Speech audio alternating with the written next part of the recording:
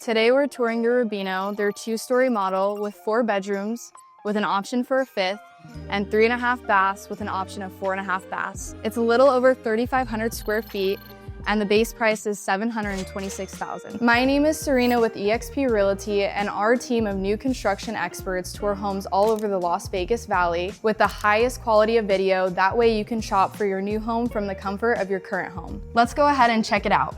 As soon as you walk through the front door, you're welcomed into this bright, open foyer with really high ceilings that make the whole space feel super inviting. Right off the entryway, there's this bonus room, which is such a versatile space.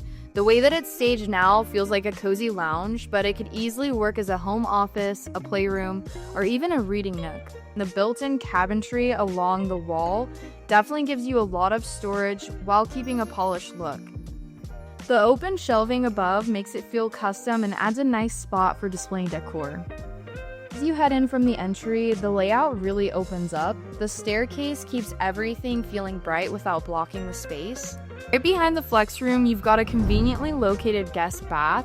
I really like how it's tucked away from the main living area, so guests have their own private space when they visit. Tucked in the back here, you've got some space closet, which is really handy. You could use it for linens, extra storage, or even keep guest essentials out of sight. Patterned wallpaper and gold frame mirror, it's a great touch of style in a space that usually is pretty simple. And since it's right off the entry, it's super convenient for guests while still staying private. Moving into the great room as well as the kitchen, you can already tell how much natural light is just pouring through those windows. You've got a really spacious layout with a large center island that's perfect for prepping or gathering around. I love the farmhouse style sink and the gold fixtures that give it a modern touch. You've got plenty of cabinet space along the back wall, along with a built-in double oven and an oversized refrigerator that fits in seamlessly. Right next to the appliances, there's a built-in desk nook. This could work perfectly as a homework spot. And right behind that desk nook, you've got a walk-in pantry with tons of shelving and even built-in drawers. There's plenty of room to keep everything organized, from dry goods to small appliances, which makes the kitchen even more functional. From this view, you can see how the kitchen flows right into the dining area and the great room, making it a true open concept space. The dining area sits right next to the sliding doors, so you've got easy access to the backyard.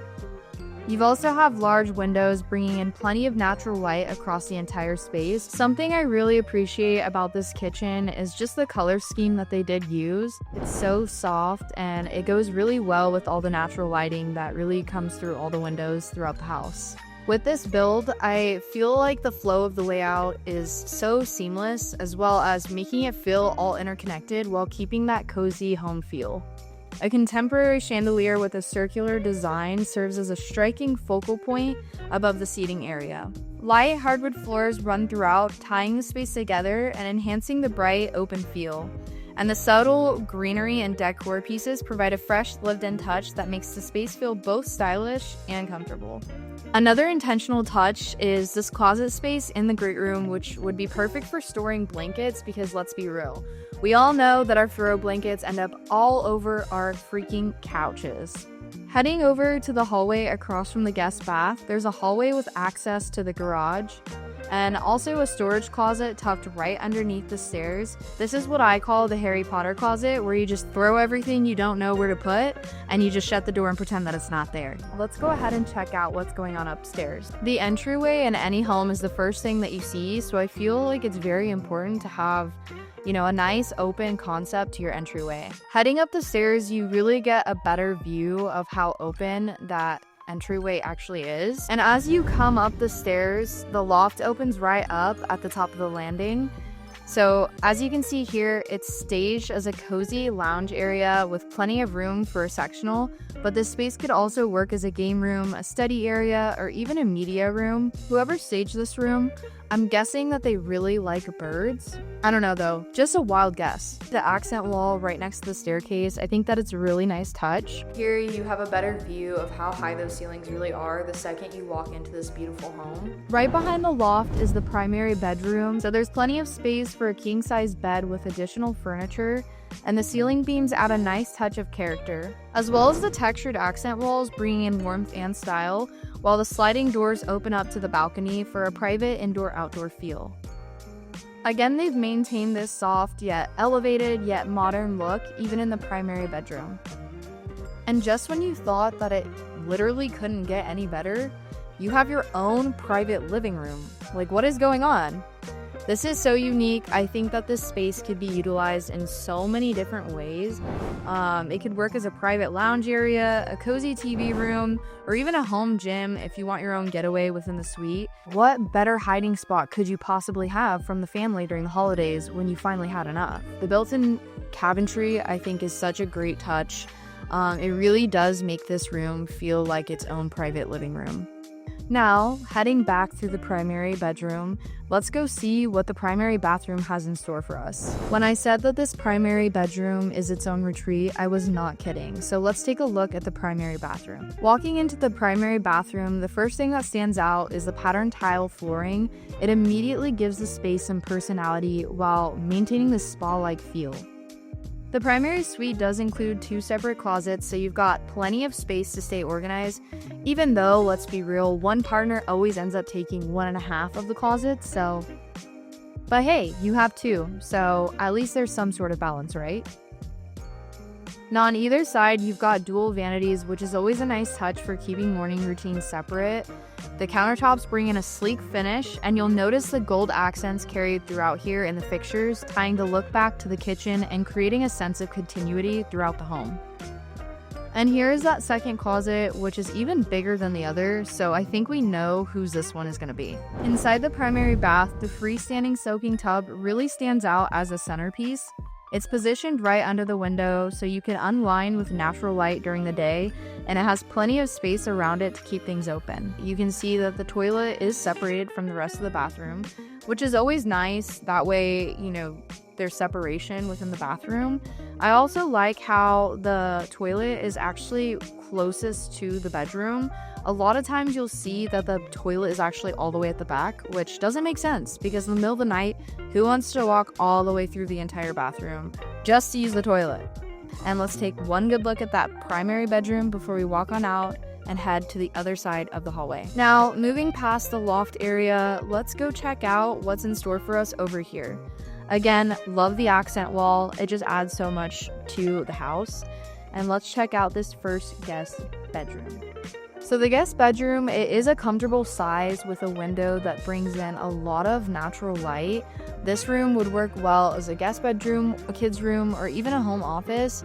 But let's be real, I think we have enough rooms to have that part covered. Having an ensuite bathroom just makes other bedrooms feel like a mini primary. Overall, I think that this bathroom has a really clean and sleek look to it. I really enjoy how they have an enclosed shower too. That's always a nice touch. And let's go ahead and head out of this guest bathroom. Now, moving into the next guest bedroom, again, a pretty generous size. I really enjoy the shutters in the bedroom. I love a good shutter moment. Opening those bad boys in the morning makes me feel like I'm a princess waiting for the birds to come to my window. This guest bedroom, you actually do have a walk-in closet. I do really enjoy the way that they've staged this. I think that it's giving such earthy feels. Now, moving back into the hallway, to the left is your laundry room. I love a good laundry room. I just feel like it makes those laundry days feel so much better. In this laundry room, they did give you plenty of cabinet space in here, plus countertops on both sides, so you actually have room for folding. They even worked in a sink, which is great for hand washing or rinsing things out. And at the very end of the hall, you'll find another one of the bedrooms. Walking in here, the first thing you'll notice is how much light pours through these windows. It just makes the room feel really fresh. And there's still plenty of space to get creative with how you set it up, a bed, dresser, maybe even a little reading corner. I could totally see this being a really cozy guest bedroom, and also again with the walk-in closet. This walk-in is definitely generous, and I do love the window in the guest closet. Let's head out of this bedroom and take a peek at the bathroom that is right next door. In this bathroom, you do have double vanities, which is always nice and keeps things from not feeling crammed if multiple people are sharing this space. You can see that they carried those gold accents in here too. On the fixtures, the shower hardware, literally everything. It ties in with the rest of the house. Now let's head back out into the hall. and check out one of the closets right in the hallway, which is super handy for towels, sheets, or even extra storage bins if you need them. Let's take one last good look at this loft area. Such a nice space for the family to gather. Now heading out to the backyard, you've got a really nice covered patio right off of the living space. So it feels like a true outdoor-indoor living, and it feels like an extension of the home. This backyard is definitely a generous size. I love how there's just so many different opportunities for seating.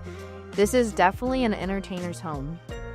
I also enjoy how there's different areas throughout the yard for seating and for entertaining. Overall, this layout makes it really easy to imagine hosting, maybe having people gathered around the fire pit at night while dinner is going on under the pergola, and you still have a big stretch of open yard left, whether that's for kids, pets, or even putting in a pool down the line. Now, what's nice about this is that you don't have to stick with this exact setup. This is just to give you some inspiration, because keep in mind, guys, when you do buy a new build, you're actually starting with a blank lot, so you really get to decide whether you want something low maintenance like pavers and desert landscaping, or if you want to go all out with a resort style backyard. With all that being said, this is your reminder that when you are buying a new build, make sure that you have money set aside specifically for developing your backyard.